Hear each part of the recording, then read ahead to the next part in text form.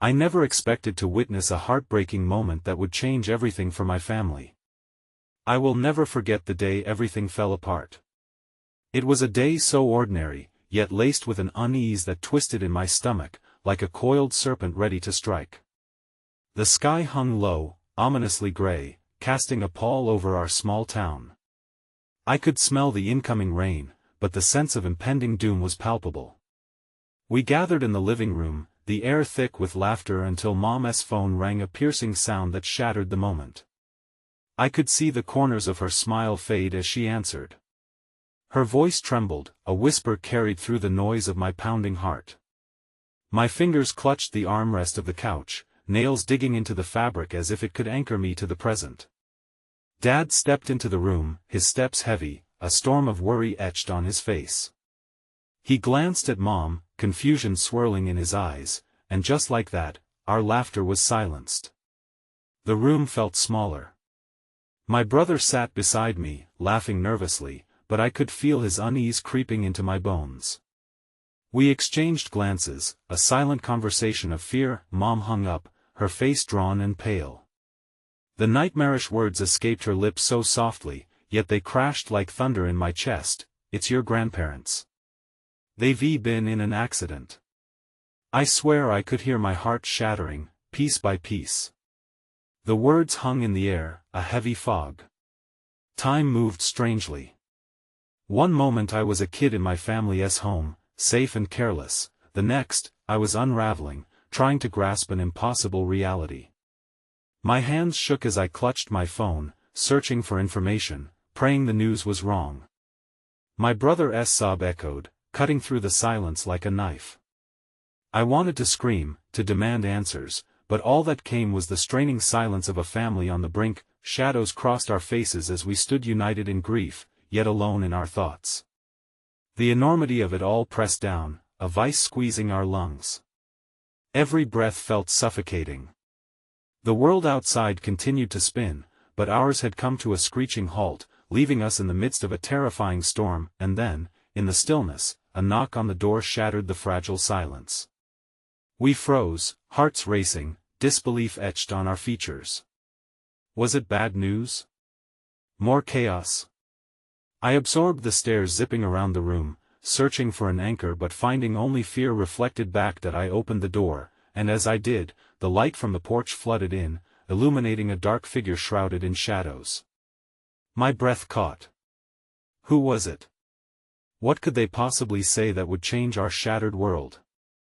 Hey, before we continue with this amazing story, I need to give you an important heads up. Many subscribers have reported that YouTube unsubscribed them without warning.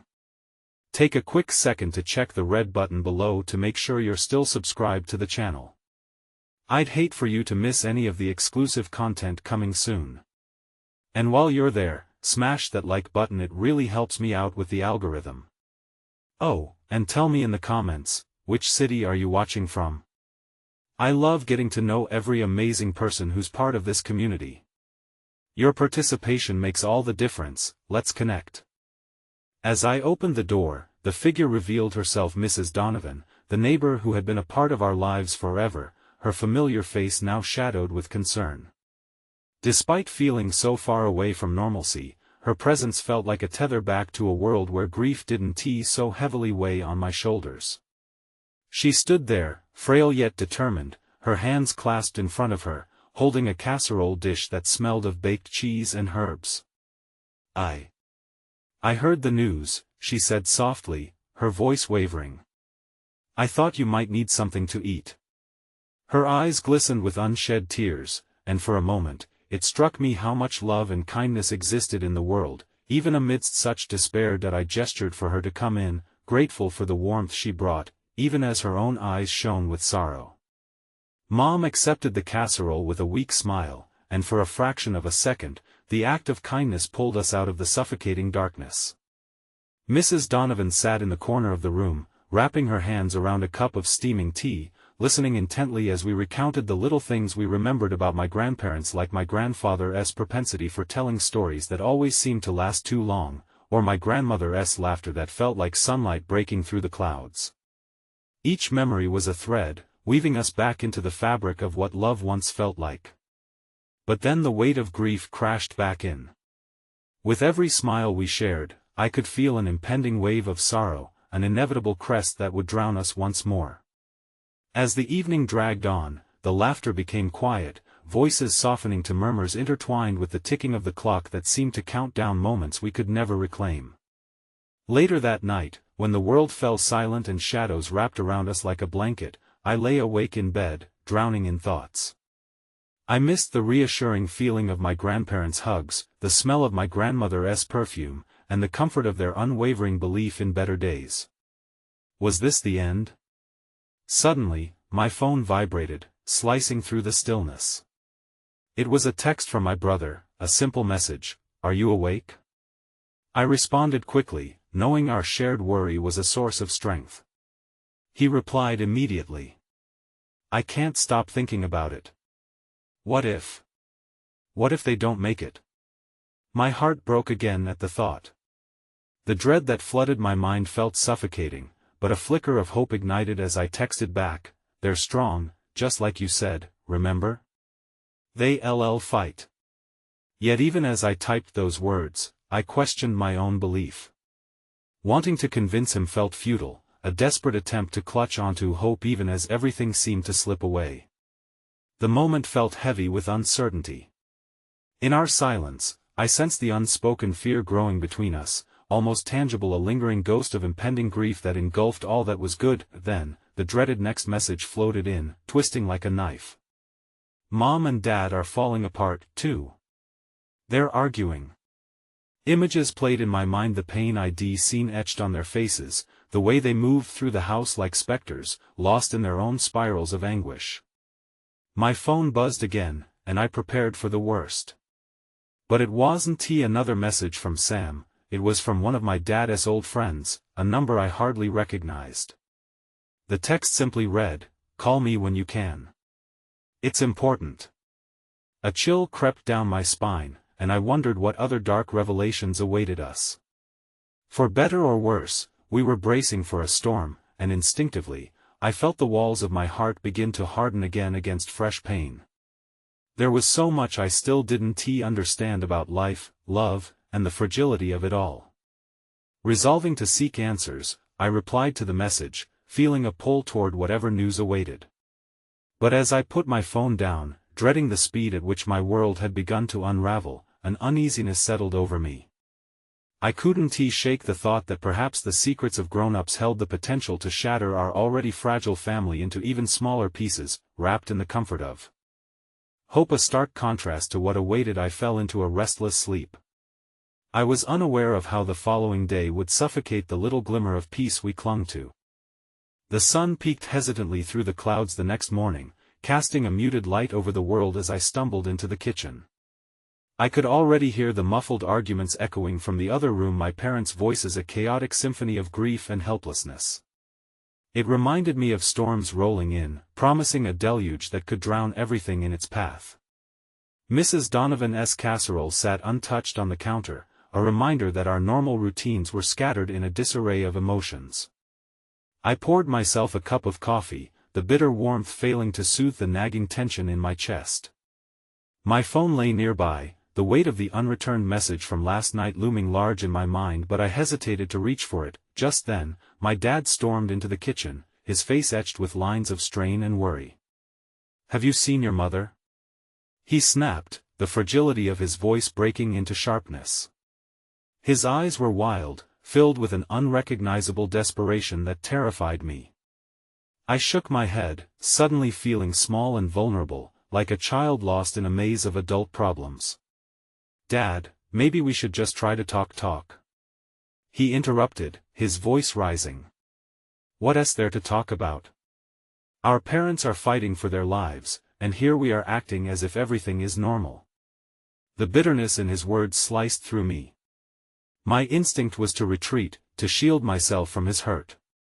In my attempts to be strong for Sam, for my parents, I had forgotten to allow myself the grace of feeling my own pain. But there was no time to dwell on that now. There was a tempest brewing, and we had to weather it together. "I don't know what to do, Dad," I whispered, my voice shaking. "I just want everyone to be okay." For a moment, he looked softer, his anger ebbing away as the genuine concern returned to his features. "Me too, kid. Me too." His shoulders dropped, and he leaned against the countertop, eyes cast downward as if searching for answers amongst the strewn coffee cups and half-empty cereal boxes. A tiny voice broke the silence.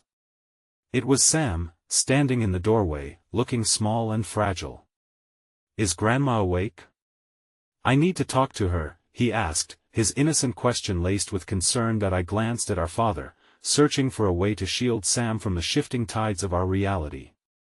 "Let us check on her," I suggested, willing myself to take on the responsibility of guiding us through this chaos. Together, we walked towards the living room, the air thick with unspoken fears. The atmosphere was heavy, cloaking our hearts with uncertainty. As we approached, I could hear my mother's soft sobs mixed with muffled reassurances from my grandmother. It sounded like the clearing of storm clouds, promising moments of clarity and hope hidden within the sorrow. My heart quickened as I nudged the door open. There they were, my grandmother sitting upright, her frail frame seeming to hunch under the burdens of the world, while my mother cradled her hands with a fierce gentleness. Their eyes met mine and the look exchanged between them felt electric, as if the very fabric of time held its breath in that moment. And then it happened, a sound I never thought I would witness. My grandmother broke into a smile, a radiant light in her sadness. "Well, look who's here. Come to help me with my morning crossword? You know your grandpa always said that a puzzle a day keeps the dark thoughts away." That mere mention cracked open the dam of heavier emotions lodged within me. I felt tears prickle at my eyes, unable to contain the swift surge of gratitude and grief. My father stepped forward, drawn by the warmth of her spirit even in the bleakest of hours. "You're the strongest of us all," he said, voice hoarse yet tender. "Always have been." The room grew quiet as the realization washed over us, a sentiment echoed in our shared memories. But just as I felt the first wisps of relief, the soft vibration of my phone shattered the moment. Another text, a message that brought with it an all-consuming dread. I glanced down. "We need to talk. It's urgent. Meet me at the diner." The world blurred around me as I felt the cold grip of anxiety tighten around my chest once more. And just like that, the glimmer of peace we had been harboring seemed to teeter precariously on an edge, ready to plunge into an unknown fate. I hesitated, paralyzed by the weight of the choice before me. Voices of my family filled the air, but the urgency of that text twisted tightly around my mind, turning hope into fear. I turned to look at them, the ache of uncertainty clawing at my insides. What could possibly be so urgent, so important? What kind of truths awaited me at that diner? I was terrified of discovering yet another crack in the fragile foundation of our family, one that had already begun to splinter. "Are you okay?" Sam's innocent question pulled me back momentarily, grounding me in the moment even as the winds of turmoil howled in the distance. Deep down, I knew I had to make a choice, to embrace this fleeting warmth or step into the unknown darkness waiting to swallow us whole. The room felt like it was closing in, as if the walls held their breath and the air thickened with unsaid thoughts. I forced a smile for Sam, a mask to hide the storm churning within. "Yeah, just a little tired." I glanced again at my phone, willing it to stop vibrating against the countertop like a frantic heart. My grandmother's laughter broke the tension, a musical note permeating the air. "Tired? At your age? You've got too many adventures ahead to surrender to fatigue." Her eyes sparkled with mischief, just as they had when I was a kid. It grounded me for a fleeting moment, but the weight of my own responsibilities loomed over me, reminiscent of dark clouds gathering for a storm. "Being brave is exhausting, Grandma," I replied softly, crossing the space to kneel beside her chair. "Some days it feels like there's too much to carry." In those quiet moments, I could see the years etched into her skin, the resilience tucked within her smile. "Bravery isn't about being strong all the time, dear," she murmured, her voice barely above a whisper. "It's about finding the courage to ask for help when you need it. And it's about knowing that love can carry us through the darkest nights." I swallowed hard against the lump forming in my throat. She had a way of saying things that unraveled the chaos, stripping it down to its essence. I leaned in, resting my head against her frail shoulder as I wrestled with the grief pressing on my chest. "Do you ever feel like it's all too much?" I asked suddenly, the words tumbling out unbidden. "Like no matter how hard we try, things just keep getting worse?" Her hand pressed gently against my back, offering solace. "Oh, my sweet child, life is a series of waves. Some will buoy you, and some will pull you under. But it's how you choose to navigate through those waves that defines who you become." I wanted to believe that was true. I wanted to find strength in her words, but the text still lingered in my mind, a shadow that refused to dissipate. I sighed, reminding myself that each wave had its crests and troughs, but right now, I stood on the verge of a potential plunge. "Do you need to go?" My father's voice crackled through the quiet, heavy with understanding. I hadn't even realized he had been watching me. "I can keep an eye on Sam." "No," I interrupted swiftly, defensive against the idea of abandoning them again. I felt a surge of determination. "I'll stay. I don't know how I can manage being here and whatever it is that's waiting, whatever's urgent." "Perhaps it's a good thing," my grandmother replied slowly, her tone contemplative. "Sometimes, challenges do not come to break us, they come to make us whole again. We learn from the hard times. They teach us resilience, empathy, or they crush us." I shot back, the frustration bubbling to the surface. "What if we can't overcome this one?" Her gaze, warm yet piercing, held mine steady. "Then we face it together. That's what family does. We don't retreat into the shadows, we illuminate them with our love." I nodded, although the seed of doubt still festered within. As she wrapped her arm around my shoulders, a ripple of warmth spread through me. Maybe there was some kind of hope in facing this as a family, in cultivating resilience in the eye of the storm. Yet as I stood, my phone vibrated insistently again. I fished it out of my pocket, my heart racing as I saw the screen light up with a chiseling urgency that felt horrifyingly out of place in this moment filled with cozy familiarity. Seeing the name on the screen made my heart plummet. It was Carter, my childhood friend, who had been an anchor amidst all this uncertainty and the last person I expected to reach out now. My thumb wavered over the open button, the word urgent flashing in my mind again like a warning light. "Everything okay?" Sam asked, peering at me, innocence etched across his face.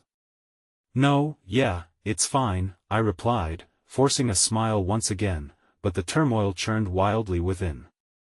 "Are you sure?" "You don't have to pretend," he said, frowning slightly, his gaze paralyzingly intuitive for such a small frame. "I'm okay, I promise.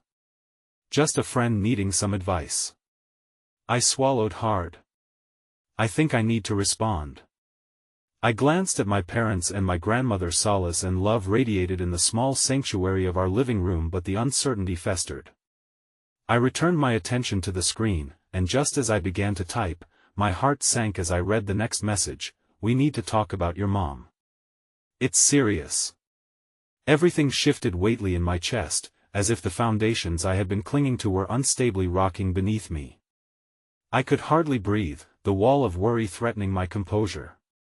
Sam's hand slipped into mine, seeking comfort, and for a moment, I promised myself that I'd protect him from whatever turmoil was flooding our lives, but looking around at my family, their shared warmth and unwavering bonds, I hesitated as my finger hovered over the screen. Should I uncover yet another layer of our pain? Should I wade into deeper waters where secrets and uncertainties thrived? The choice loomed large, darker than the storm clouds outside, trapped between moments of radiant hope and harrowing fears. It wasn't just about me anymore, it was about all of us, our strength, our love, our very importance hanging in the balance, and I didn't know which way it would tip. The days that followed felt like being suspended in time, hanging in a fragile balance between hope and despair. I kept my phone close to me, the weight of Carter's message swirling in my mind like thick fog, obscuring my ability to think clearly. Each time it buzzed, the familiar dread washed over me. I tried not to think about the specifics of his message, but the idea that something was gravely wrong with my mother loomed over our home. That we carried on with our routines, as if life could go on unscathed. Sam busied himself with Lego creations, crafting towering castles, while my grandmother tried to keep the day-to-day mundane. She would tell stories from her youth, tales of resilience wrapped in laughter and lessons, and in those moments, I find comfort, a refuge from the storm just outside, yet, I couldn't shake the gnawing unease that consumed me. I sat on the edge of Sam's bed one evening, watching him make some assignment out of colored bricks and spontaneity. My heart twisted as I contemplated how much childhood innocence could be shattered if I followed through with what I feared. Would he understand? Would he be hurt by the truths I had yet to accept? "Hey," I said, forcing my voice to break the silence, "want to play a game?" He looked up, his face bright with enthusiasm. "Yes. Can we play that one where we build a spaceship?" "Sure. Let us do it." I smiled, trying to reflect his excitement, and soon we were kneeling side by side, arranging pieces as if constructing a bulwark against the chaos. But midway through our galactic project, my phone erupted into life again.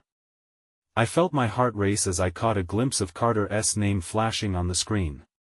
Ignoring his calls would only lead to more worry, but at the same time, I didn't know if I could bear to hear what he had to say.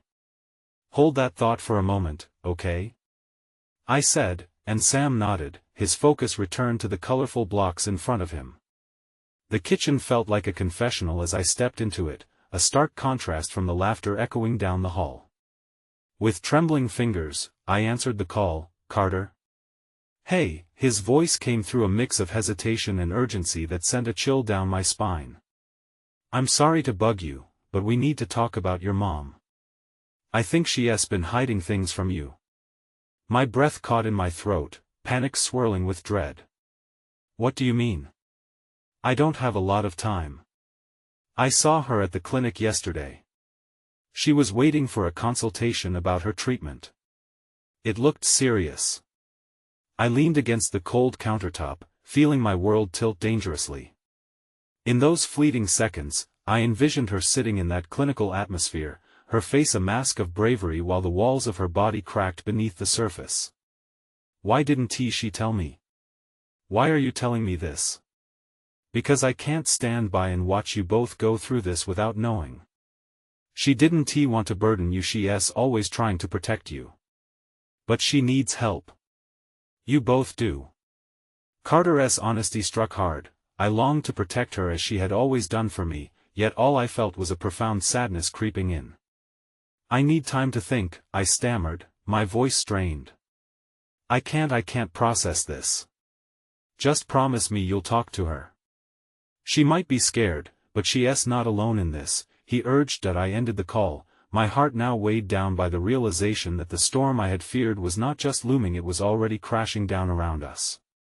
The comforting barrier I built with my family felt brittle and frail against this new threat.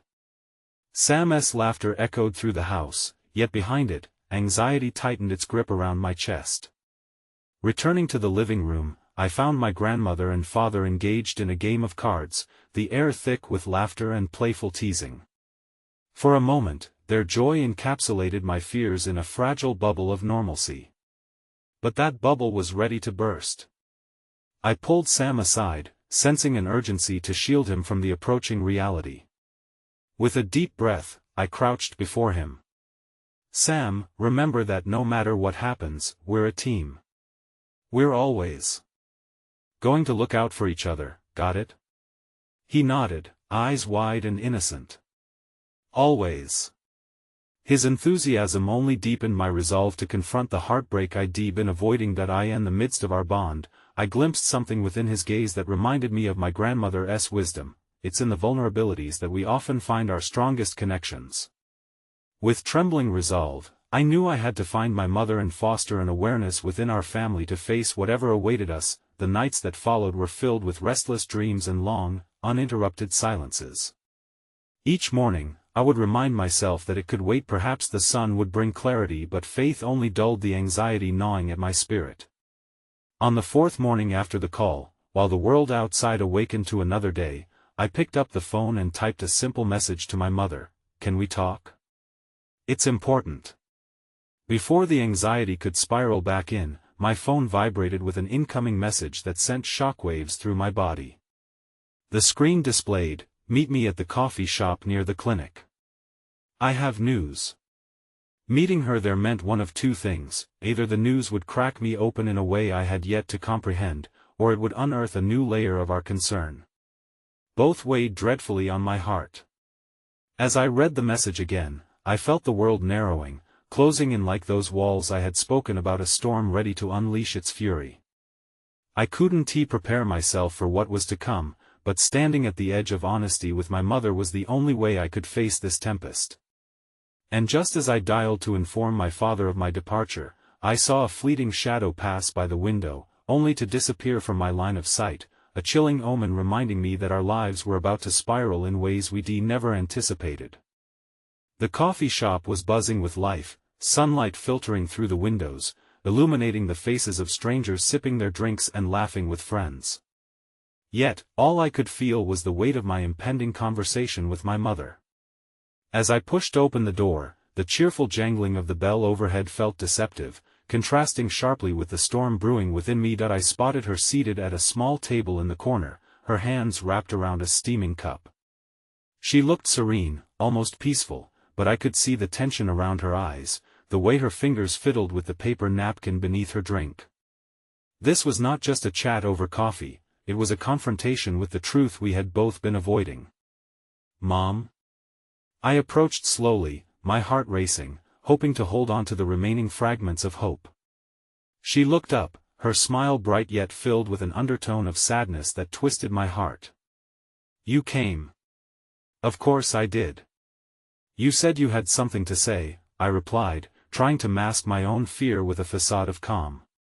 "I wasn't sure if it was a good idea to meet here," she said, her gaze drifting out the window.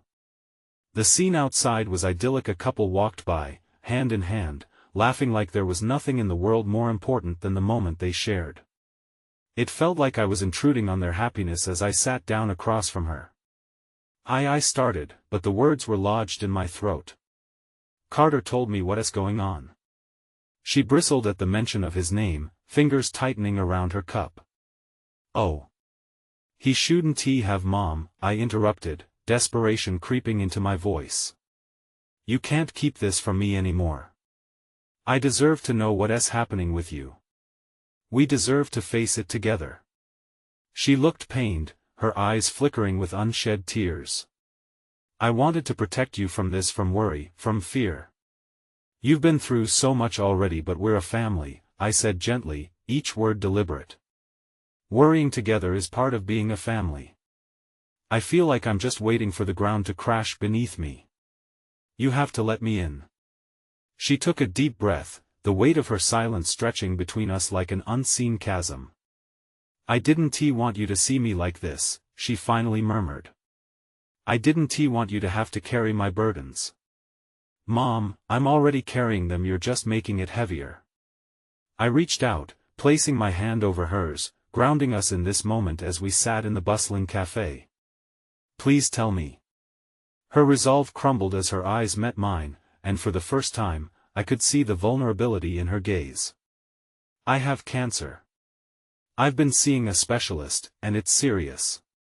Those words struck me like a bolt of lightning, paralyzing my thoughts and immediately flooding me with a tide of emotions I couldn't begin to process.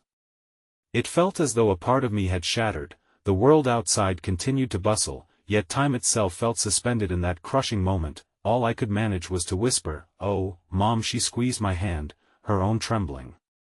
"I wanted to protect you, but I see now that I need you more than ever. I've been working on my treatment plan," but she hesitated, my eyes probing her for the unsaid fears lurking behind her brave facade. "It won't be easy. What can I do to help?" I urged, desperation and love merging in the unfurling of my heart. "We can get through this, okay? Just tell me what you need." As her tears began to flow, tiny glimmers of hope flickered around us. "I need you to be strong for me and for Sam. And maybe, just maybe, I need you to allow me to lean on you, just this once. I will. Whatever it takes. But even as I spoke, a darkness loomed larger than the conversation we shared. I couldn't shake the worry that not only were we fighting her illness but the accumulating weight of uncertainty surrounding our future. Would we have the strength to endure the road ahead?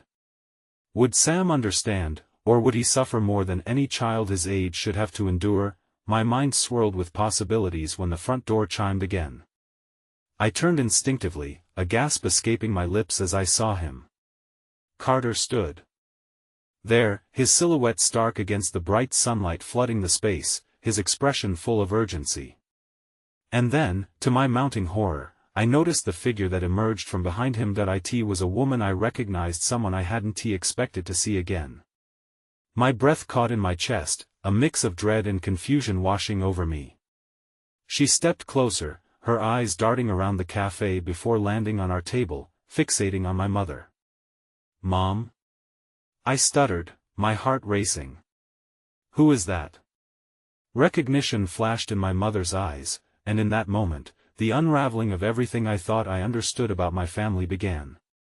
The smile slipped from her face, replaced by a look that communicated a world of unspoken words and shattered connections. Just as the coffee shop buzzed around us, a new storm was brewing, one that was about to envelop our fragile lives in chaos anew, unraveling threads that had been woven together for far too long.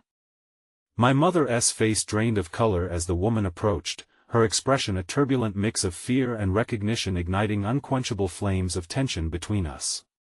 The buzzing cafe dulled into an echo, the laughter fading into shadows. I could only stare, caught between the woman I knew to be our estranged aunt, Elizabeth, and the reality this uninvited presence heralded. "Elizabeth," my mother finally whispered, a tremor weaving into her voice. This name hung in the air like a forgotten specter. It had been so long since I had heard it spoken, laden with resentment and fragmented memories. I had grown up on stories about Elizabeth, the sister my mother lost touch with, fragmented snippets of family lore that hinted at secrets buried deep within our past. The reasons for their estrangement had always eluded me, though I sensed a haunting gravity behind each picture my mother had placed on a shelf, each frame capturing happiness that felt too distant. "What are you doing here?" My mother's tone was detached, defensive, like a lioness protecting her cub. "I came to see you," Elizabeth replied, her voice barely above a whisper, but the sincerity within it dripped with vulnerability. "I heard about everything. I am so sorry." My hand tightened around my mother's, hoping to ground us both as an avalanche of uncertainty rushed toward us. I was thrust into a whirlwind of emotions I hadn't been prepared to face, and it felt impossibly cruel that this family reunion was overshadowed by illness. "I don't need your pity, Elizabeth." My mother's voice was brittle, each word carefully measured, but the crack beneath was undeniable. "I'm not here to offer pity," Elizabeth insisted, eyes pleading. "I came to offer support. I thought perhaps we could start over." "Start over?" My mother laughed, but it was a hollow sound that broke against the weight of the moment. "You abandoned us, and now you want to sweep in like nothing happened?" I watched the internal battle waging within my mother, her walls bracing against the encroaching threat of vulnerability Elizabeth represented. Against the backdrop of uncertainty looming closer with every breath, I could see my mother grappling not only with her illness but with a past she thought she had left behind. "Mom, maybe this isn't the right time," I murmured, sensing the dangers of the escalating confrontation. Before she could respond, a voice chimed in from the outside world, pulling the attention of our small circle back to the present. A barista called out a name, laughter erupted at the next table, and seemingly ordinary moments flickered in the cafe, yet I felt a growing dissonance as our family drama unfolded. "I know my past decisions were wrong, but I've changed," Elizabeth breathed out, desperation etched into her features. "I've dealt with my own demons, and I realized that family is everything, especially in times like these. Please let me help." "Help?" My mother's voice rose slightly, laced with foreboding. "What could you possibly know about help after all that time? You haven't been here. We need to support each other now," Elizabeth said softly, glancing at me. And you need to allow yourselves that space before it's too late. The reality of those words reverberated through me, striking a chord that felt painfully raw. It was a truth I had grown too familiar with when thinking about my mother's illness, a fear that grasped at my heart without mercy. Suddenly, my anger toward Elizabeth was rendered complex. She carried her own scars, yet here she stood, exposed and vulnerable, seeking atonement. "Don't you dare," my mother hissed, her eyes flaring. "Don't even suggest that I need you in my life." Tension hung heavy in the air. I took a breath, a plea forming in the depths of my heart. "Mom, I think we need to listen. We could use all the support we can get," I ventured, feeling lighter yet heavier at the same time. It was a small spark of hope against the encroaching shadows of despair, but even as the words left my lips, I spotted Carter hovering near the entrance, unease etched into his features. He caught my eye, and something passed between us in that fleeting glance, a sense of urgency, of danger. I felt an instinctive pull toward him, as if the world around us was shifting too fast for any of us to comprehend, twisting into a labyrinth of uncertainty. With a beat of silence punctuating the tension, Carter made his way to us, his expression growing grave. "We need to talk," he said, urgency cracking through the chaos we were engulfed in. "It's serious." My heart dropped as dread wrapped itself around my chest. What else could possibly disrupt this fragile moment? My gaze flitted between my mother, Elizabeth, and Carter, sensing the trajectories of our lives converging in ways I never anticipated. "More bad news?" I managed to stammer. Carter didn't reply, his eyes darting to Elizabeth's hesitant figure, and I felt all of us standing on the precipice of horrific revelations, inching closer, waiting to pull us into the endless abyss of what-ifs and heartbreaks. "Just let us find somewhere private," he finally said, his voice barely breaking through the sound of the cafe. As I nodded, a knot of apprehension twisted inside me. Every step I took toward the unknown felt weighted with fear and heartbreak, the eerie realization that nothing would ever be the same again. Little did I know, the secrets that unfolded were only beginning to redefine our family's narrative, each moment leading us further into the storm. The late afternoon sun cast long shadows as we stepped out of the cafe. My mother remained rigid, the tension palpable even as we moved towards the privacy of a nearby park.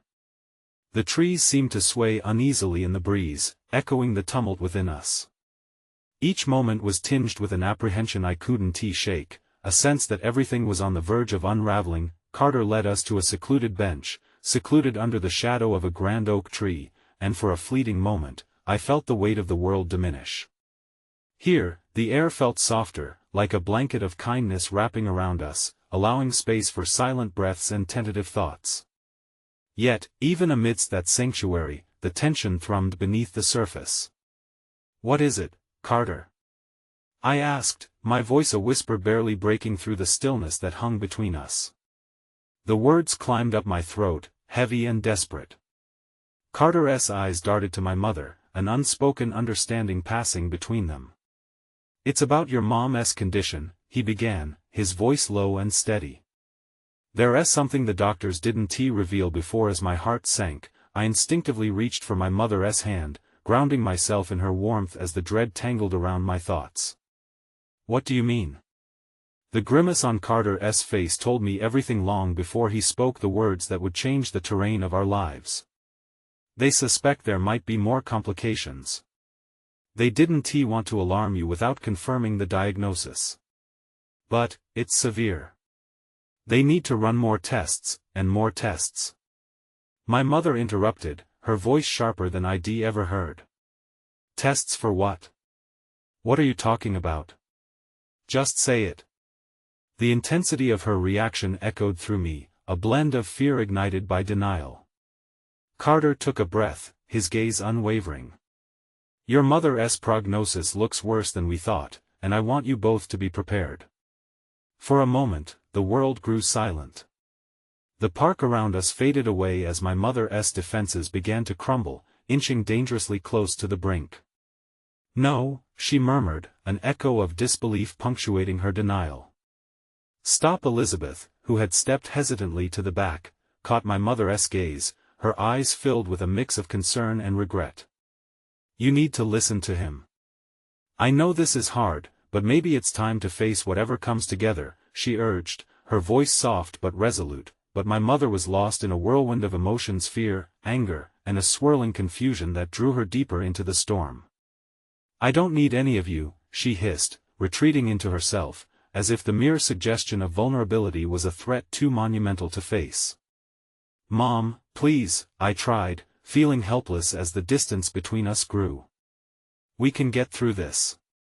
You don't have to. I don't have to do anything," she shouted, and pain laced each syllable like a bitter retribution flung into the air. Carter reached out, his voice steady. "We just want to help you, but we need to confront the reality and make the right choices moving forward." Underneath my mother's rage lived a tremor of fear I recognized all too well, and I could see Elizabeth's determination pushing forward with a painful urgency. "We're here for you," Elizabeth interjected, holding my mother's gaze. "Just let us in. It's okay to accept help." I approached my mother, urgency tinging my voice. "Mom, this isn't just about you anymore. It's about us. We have to face this as a family." And there it was, the haunting silence again, hanging as a weight upon my heart, the precarious imbalance of love and pain almost unbearable. Through the whirlwind of emotions, I glimpsed a flicker of something within my mother's eyes, a small spark of recognition, perhaps. But just as quickly, it faded, her defenses rebuilding like walls against the tide. Carter was about to speak again when suddenly, a shrill ring echoed in the summer air. My phone vibrated violently in my pocket. It felt like a signal from the universe, harsh and intrusive against the delicate warmth of the moment. As I fished it out, I noticed the caller ID. It was a number I didn't recognize, but something about it tugged at my gut. "Who is it?" my mother asked, her eyes narrowing with suspicion. That I hesitated, the voice on the other end turning the world upside down as I answered. "Hello?" The urgency of the voice on the other side dropped like a bomb, each word tinged with urgency. "Is this Miranda? You need to come down to the hospital immediately. There's been an incident regarding your mother's health records, and we need you to verify some information. It's crucial." Every bone in my body chilled at the revelation, dread pooling within me like ice. As I looked at my mother, standing fortressed in her vulnerability, uncertainty flashed in her eyes. "Miranda?" The voice on the line pulled me back. "We need you here. It can't wait." I hung up, feeling the gravity of what lay before me. "Mom, we have to go to the hospital. They said it's important." But as I glanced at Carter and then Elizabeth, the weight of this new revelation hung heavily in the air, a cloak of anxiety weaving through each of us. The stories that had been hidden in the shadows of our family's past were about to unravel before us, and I sensed that what lay ahead would forever alter not only our present but every future we had once envisioned. "Just tell me what is going on," my mother demanded, bracing against the tide of uncertainty that threatened to engulf us. But the truth, in its painful embodiment, felt like a heart-wrenching reminder of how much was at stake. As we stood on that precipice, the winds of change howled ominously, twisting our lives into a maelstrom that left me reeling in its wake, a haunting revelation waiting to surface, forever altering our family's fractured fate. The echoes of the phone call lingered in the air, each second stretching into an eternity as we stood at the threshold of uncertainty. The park, once a sanctuary surrounded by the solace of nature, transformed into a battleground of resistance against a fate we couldn't ignore. "I can't go back there," my mother breathed, her voice quaking. There was a flicker of something, fear, anguish, perhaps even regret flashing across her face.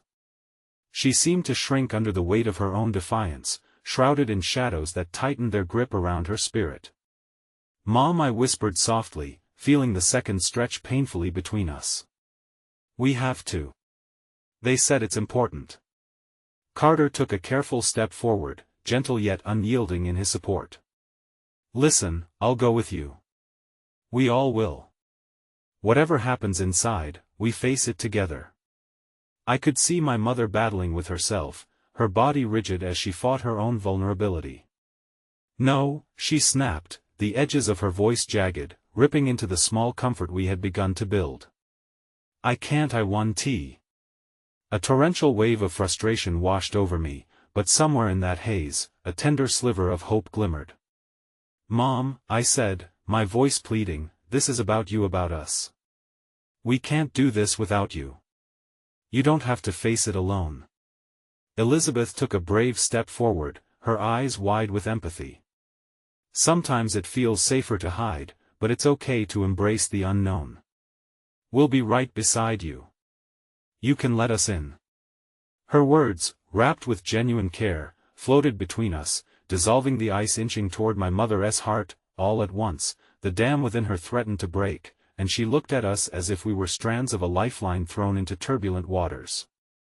In that desperate gaze, I sensed a longing, a glimmer of the mother I had known before this chaos had enveloped us. "I'm scared," she admitted, her voice barely a whisper, as if speaking it would summon the demons waiting to claim her. "I am too," I confessed, feeling the heaviness of her fear rest on my own shoulders. "But being scared doesn't mean we have to do this alone. Let us help you carry it. We will face it together." The tension hung like mist, thick and almost suffocating, as moment after moment slipped by without resolution. Finally, the flicker ignited into a burning ember. "All right," she relented, her shoulders slumping as if the weight of her defiance had grown too great to bear. "But only if you promise to stay with me." "Always," I vowed, the word escaping my lips with fierce determination. And just like that, we began to move forward, each step pulling us deeper into the reality we had tried to avoid. As we shared the path to the hospital, silence enveloped us, a cocoon of anxiety, shame, love, and an unexpected glow of solidarity that bound us tighter with every footfall. I could feel my mother inhaling the weight of that bond, likely drawn by the strange comfort of knowing we were all here, together facing whatever lurked on the other side. When we arrived, the sterile scent of antiseptic and the hurried bustle of nurses created an eerie atmosphere that sent shivers down my spine. I held my mother's hand, grounding her as much as myself. There, among the beeping machines and whispers of fear, sat the truth we hadn't yet fully embraced. The waiting room felt like an unending loop of tension as we sat, eyes cast down but hearts beating wildly. I pulled out my phone, stealing glances at messages from my friends, but none of them penetrated the fog saturating my mind. Instead, I focused on my mother, each shared moment of silence carrying the weight of our unspoken thoughts. Suddenly, the door clicked open, pulling my attention away. A doctor stepped into the room, her expression unreadable but the air around her thick with expectation. "Miranda, we need to speak about your mother's test results," she began, the gravity of her words slicing through the stillness. My mother gripped my hand tighter as I felt her heartbeat racing within that fragile hold. "What is it?" I demanded, my voice betraying none of the crippling dread, sending waves of nausea through my stomach. "Let us talk in private," the doctor suggested, glancing momentarily at Carter and Elizabeth with the sort of sympathy that felt almost foreboding. "No," my mother insisted, her voice now a fierce whisper. "I want them to hear everything." The weight of her defiance bore down on me. It was the heart of the woman I feared and loved, resilient, deeply terrified, yet unwilling to face this dark chapter without those she held dear. As the doctor nodded, invitation confirmed, I felt a flicker of gratitude mixed with a relentless dread. Whatever came next, we were united, our hearts entwined in the raw vulnerability that was impossibly exquisite under the circumstances. "Your mother's condition has worsened," the doctor said gently, and reality crashed over us like waves against a steadfast shore. "We need to discuss the potential consequences and steps forward. This is difficult to hear, but..." She paused, the air growing thick around us with the unsaid truths poised on the brink of revelation. In that moment, the revelations awaited like wolves pacing at the edge of our world, hungry, relentless, and ready to tear apart all that we held sacred. And just as I prepared to brace myself for whatever truth lay ahead, a familiar face appeared behind the doctor, sending my heart plummeting into an abyss of disbelief. "Mom, I'm back," my father said, that very moment igniting a whirlwind of emotions, the fear of the past now morphing into a tempest threatening to consume us whole. My breath caught in my throat. I had never expected to see him standing there, a specter from our family's past. What had he come to reveal? What truths, hidden and urgent, lay waiting for us all to face? In the room thick with dread, the stakes had just surged higher, and I realized that the heart of our family's turmoil would emerge in a tangle of emotions more complex than I had ever fathomed. Life as we knew it was teetering on the precipice, every word hanging in the air as we prepared to uncover the secrets and sorrows that molded our fragile bonds, and with that harrowing realization, the darkness coiled close, waiting to break free. The shock of the moment echoed louder than any words could convey, a prelude to the storm, one that echoed with whispers of heartbreak begging to be unearthed. Standing in the hospital room, surrounded by the energy of revelation and turmoil, I felt as if the world had been inverted. Suddenly, instead of a singular whirling storm, my family had transformed into a tempest of emotions, cluttered with secrets and shared pain. My father's unexpected presence was a knife to the fabric of my already fraying heart. "Dad," I managed, my voice steadying against the weight of uncertainty.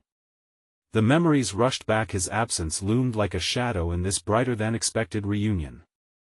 I could sense my mother flinch beside me. The buoy of hope wouldn't return without careful navigation, and we stood perilously at a crossroads, teetering between the past and this sinking reality. Is this really the time? My mother's voice trembled, anger threading into her words, masking the depth of her fear. "I thought we had worked to keep the pieces together, and now you show up after everything?" "Miranda, please," my father began, a note of desperation in his tone that pulled at the frayed edges of belonging, begging for understanding. "It's not what you think." "I needed to know," she interrupted, her gaze fierce as it bore into him. "You don't get to come back into our lives after abandoning us when things got tough. You don't get to explain away all those years." I could see the flicker in my father's eyes, that fleeting moment of recognizing the pain he had caused. But in this moment of gathering chaos, it felt unbearably heavy. The shadows, now turned into fierce flames, drew inward, and without realizing it, I squeezed my mother's hand tighter, anchoring us both against the storm ripping apart the fragile bond. This was the confrontation we had never been prepared to face. My father found strength through the silence that sloshed languidly within us, and yet, I sensed the unexpected flickers of vulnerability rising within him as if he had finally allowed himself to feel. "Miranda, I know how I hurt you, and I'm not here to excuse my absence. But I've tried so hard to put myself back together. I'm ready to be part of this family again. Are you?" My mother challenged, her voice trembling on the edge of a precipice, uncertain whether to plunge in or retreat. "Can you truly handle this? Your old patterns? Can you be here for the reality we need to face?" With each word exchanged, layers of history unfolded, the threads that had once stitched us together fraying under the pressure of so many unsaid truths. I didn't know how we could redefine our family in the midst of such harrowing uncertainty. More importantly, I didn't know how to shield Sam from the potential heartbreak that lurked like a specter, ready to rear its head at any moment. "Mom, Dad," I interrupted, my heart pounding against my ribcage as I looked between them, aware of my role as the bridge in an ocean of discord. "We're all scared. We've had so much heartbreak, and now it's time to talk about what lies ahead, not just for you, but for all of us." The silence that followed was deafening, the weight of every unexpressed word nearly claustrophobic that I parted my lips, ready to break free the silence that threatened to wrap us all in deeper turmoil. No more secrets, whether they are about Mom's illness or the issues we thought had been hidden. We can't afford that kind of burden anymore. We've faced so much, yet we are all still here, I said as my voice steadied, a determination clenching around the thread of hope that I hoped remained untouched. "It's true," Elizabeth stepped in softly, her presence grounding and earnest. "We have to move forward, not alone, but together. It's okay to be scared, but let us not pull apart now because we're unraveling." Time stretched between us, and it felt as if the air itself was heavy with anticipation. The doctor, momentarily forgotten in the turmoil, seemed to recognize the importance of honesty, her expression shifting toward understanding. "And that's why I'm here," she insisted. "You all are navigating what lies ahead. We need strength and unity more than ever." A tremor sparked in my mother as my father shifted closer toward her, closing that mysterious distance molded by years of broken trust and heartache. I can't change the past," he said, his voice raw with sincerity. "But I want to fight for this family. If you will let me." "Fighting means vulnerability, being open to the reality we're facing," I murmured, staring into my mother's eyes. "Being open to each other." Her gaze warmed, the embers of courage flickering within. "Right now, facing the unknown feels terrifying, but there's strength in the accompanying awareness. We've lost so much, but if we draw strength from the love that remains." She reached for my father's hand, an unexpected bridge rebuilding against the abyss of hurt, but amidst the crumbling walls, fragility remained. "Together, we have to navigate this while still holding each other accountable, even when it's hard," she finished softly. "Let us focus on the future," Elizabeth interjected, eyes shimmering with the importance of sisterhood rekindled. "The love we share can mend bridges broken by misunderstandings." Suddenly, it felt there was a shared alignment. What had been broken was perhaps not beyond repair. It was a heart-wrenching realization, yet filled with glimmering hope. My father, gazing at my mother with a fierce determination, squeezed her hand as he leaned closer, their connection rekindling against the weight of what they faced. "I'm ready to fight with you."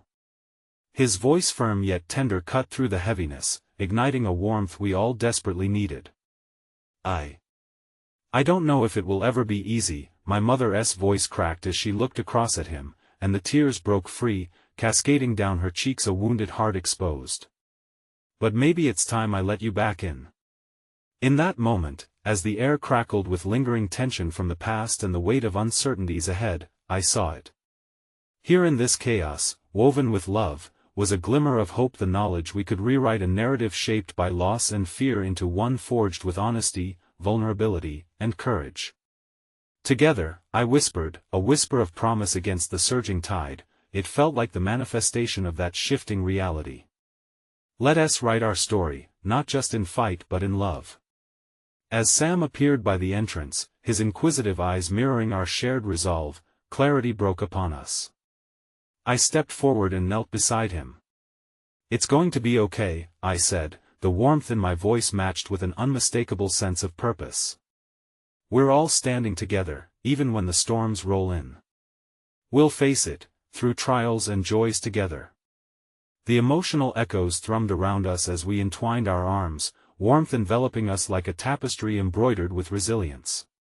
In that space, I knew the journey ahead awaited us, complex and riddled with challenges, but with shared strength, we could create something beautiful amidst the chaos. And as we gathered ourselves against the uncertainty, I felt bitter and sweet intertwine, what had been forever altered yet woven into the same fabric of love that bound us together.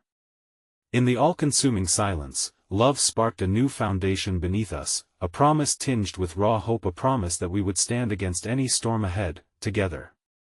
"Always," I whispered, a simple word laced with an all-encompassing truth.